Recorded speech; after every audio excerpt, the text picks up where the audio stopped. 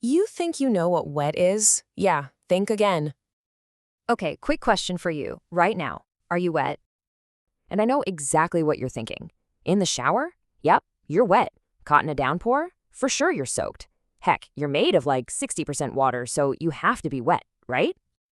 I mean, it all seems so simple.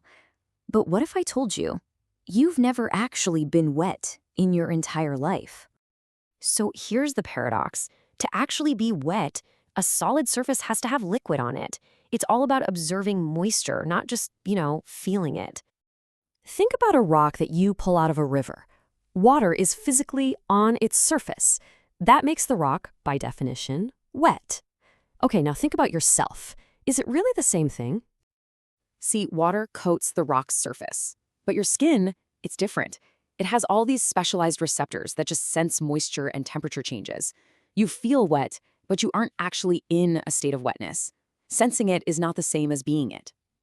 So what you call wetness is actually just this really complex sensation. It's a trick your brain plays by combining the feeling of touch, pressure, and cold. It's an interpretation, not a physical state.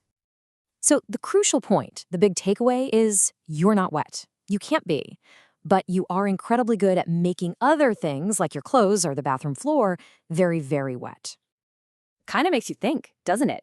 If you were wrong about something as simple as being wet, what else do you only think you know?